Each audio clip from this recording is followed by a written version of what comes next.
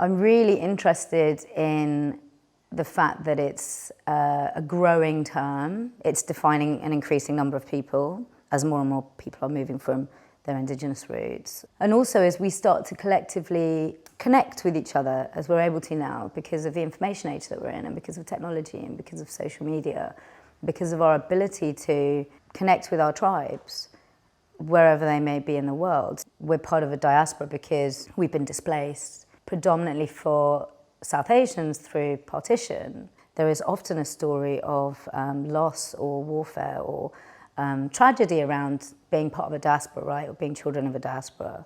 What if we were to own it and it wasn't something that was negative or loaded in a negative way? What if we were to actually own it and create something with it, something that's powerful and empowering, and we were to look at what are the different facets that make us unique because we're of the diaspora and how do we use those? So we've actually been raised in this time capsule in a kind of fantasy land that's romanticized, that's childlike, that is actually really beautiful, but isn't really real. So how fascinating and what an amazing place to connect on. Because when we leave our homes, we're often not in that fantasy land anymore. We're somewhere that's very different that we have to assimilate to in order to survive, that we have to minimize ourselves in, that we have to censor ourselves in. And so how do we sort of manage that duality? How do we reconcile those aspects? Which is also just part of being intersectional, right? Yeah. So something really interesting about being part of a diaspora and a sort of compassion I think that people have when they operate at different intersections. I'm going to stereotype here a little bit, right? So if we look at the Asian man, traditionally being raised in a space which is, they're doted on by their mothers, by their sisters. They're raised to believe that they are the most important, the most powerful beings. So when we look at the diaspora, that sense of entitlement becomes eroded because those men are not in their place of origin. They're in a foreign land, and so when they go out into the world, they're not the primary, they're encountering racism. And so they're being minimized. Like, what does that do? Well, at its best, what it does is create a level of understanding and compassion for other people that are also marginalized in different ways. Do you know what I mean? So I think there's so much power in being part of this diaspora. There's this saying that the Indians in the UK are more Indian than the Indians. You don't have generational wealth, you don't have generational power. You may be quite young, you may not have your parents, your grandparents with you. In that sort of situation, you will create a fantasy land because you're trying to create a home in a new place. I mean, I grew up being told, you know, we're different, you know. So I was in Southall till I was 6, and then we moved to Winchester, and we were the first Asian family to move there. And so there was, you know, this, I was surrounded by difference and what I thought was foreign, actually, you know. Like the first day I got my school lunch, like I would never eat my school dinners because I didn't know what any of it was. I didn't understand it. I didn't like the way it smelled. I didn't like the way it looked. Like I'd been eating like proper desi home food, right? My mum's cooking. There's a foreignness, right? So we're seen as foreign, but I was looking at them as foreign. Like, what is this foreign food and what are these foreign customs and stuff? And at home I was being told, we're different. You know, we have different customs and social norms and practices and faiths and language and everything, right? There's something in us being raised in this fantasy land, in this time capsule, not questioning it, understanding that as being Punjabi or being Indian or being whatever, having these sort of family holidays to Punjab, hanging out with cousins and stuff there, but feeling foreign there as well, right? So being like, oh, I'm not the same and my Punjabi isn't good enough. And so I've found myself last year really questioning where home was.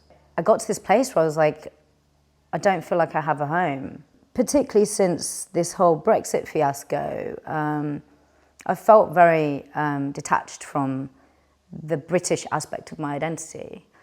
And although I've really feared travelling to India on my own as a queer presenting woman, I just felt like it was something that I had to do. And so I connected with other LGBT activists in Bombay in the run-up to Pride. And they just welcomed me in and introduced me to their families and friends. And I started to build a community and network out there. So when the things that we're marginalised for become our power, right, and our strength, how beautiful is that? Bombay felt like home at that time, and these friends felt like home because they were other queer Asian women. And I wasn't really meeting any other queer Asian women because there aren't that many queer Asian women that are out in the UK. And as someone that hasn't had my family, because I was disowned when I came out as gay almost 14 years ago, I haven't had that aspect of home. So that was lost for me. The aspect of home, family, culture, language, customs, celebrations, food, you know, all of this stuff that we take for granted that is from our little fantasy world suddenly wasn't there anymore. And so for me, going to India and exploring my motherland, and that aspect of home for myself was really important. So the queer community feels like home. Speaking to other queer South Asian people feels like home.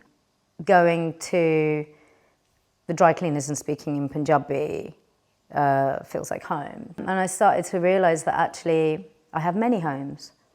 Like, how lucky am I? I think my relationship with what home is has really shifted the more I've travelled. And it's become less about the labels and identity of being British or Indian or Punjabi or any of these things. It's become about all of those different facets of identity and how different places draw those out of me in different ways. So I think home, yeah, for me home is many different things, but I think it's not necessarily a place. I know someone's making a sabji with aloo in it, like it has a very particular smell, right? And that feels like home, and I can be anywhere in the world. I think that all great movements are born out of struggle. For me personally, my experience as a child growing up under Thatcher and seeing the race movement and race riots, you know, and we're seeing this now digitally with Black Lives Matter, we're seeing this with Me Too. You know, we're seeing the digitized version of protest, essentially. In many ways, that we are stronger as communities of colour now than we've ever been. As children of diaspora, as queer people, as women, as any of these marginalised senses of self, right, is so damaging for us. It's so exhausting on our mental health. And I think as soon as we liberate ourselves from that, things start to change. So looking at the queer community now and looking at the spaces that exist, the platforms that exist, the parties, the meetups that exist for queer people of colour now is amazing. You know, I can walk into a space and I can see people like me who are queer and fabulous and expressing themselves and celebrating themselves. And that's about a particular time. And again, that is also about sort of the digitisation of certain movements and tribalism and us being able to connect. Yeah, it's a really amazing time right now to be a person of colour, to be from BAME communities, to be queer, to be any number of different intersections that previously we were marginalised about, because now we can find people like ourselves and we can unite and we can come together, whether that is in digital spaces or real life spaces, whether that's in your local community, whether that's a global aspect of that. For me to be able to have one conversation with women and then another conversation with my queer friends, another conversation with people of colour, and to be able to cross-pollinate those ideas and actually develop new ideas or share some of that thinking with each of those different groups, that's for me really interesting. And again, I think that is one of the most powerful things about being part of the diaspora. Being unheard, being invisible, being censored all the fucking time is really, really exhausting.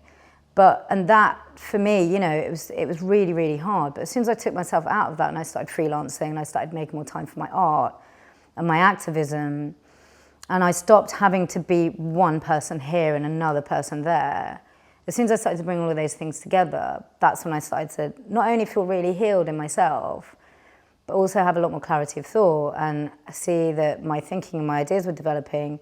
And that's really what we should all be doing. I think giving yourself permission to be exactly who you are. And that is a real privilege. Giving myself permission to access all the rich beautiful spiritual wealth that is part of my culture has for me led to giving myself permission to do so many other things in terms of who I am, you know.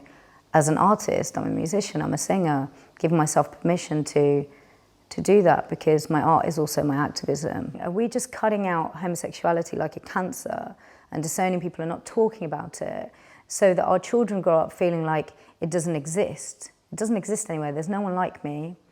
You know, there's no one like me in my family. There's no one like me on TV. There's no one like me when I walk down the street. So that means that I can't own this part of who I am. Yeah, so that part, I'm going to suppress that part of myself, or it's going to come out in toxicity, it's going to come out in addiction, it's going to come out in self-harm, it's going to come out in mental health issues, whatever it is, it's going to come out somehow. You know, I remember seeing my brother a couple of years ago and he was like, "You're free." And I was like, what are you talking about? Because I was in a place of victimhood. I was like, I've been disowned, I've been rejected, I'm hurt, I feel lost actually. I was depressed, you know, for a long time. And he was like, "You're free." And that just flipped my brain. I was like, yeah, I'm free. Wow, what an amazing way of looking at it. Because I don't have to conform. I don't have to adhere to any way of being other than whatever I determine that to be. That's freedom. And when I went to India this winter, I was like, I really felt it. I was like, I can go anywhere, I can do anything, I can be exactly who I am. That's freedom. Like, what an amazing place to be. But it came from a place of complete loss. It came from a place of the thing that I feared the most in my life, which was being disowned. Yeah. To be in this place now, I would not be in this place if it was not for that. I spent so much of my life fighting and things not making sense. Nothing made sense. Now, everything makes sense. It's the only way I know how to describe it, really.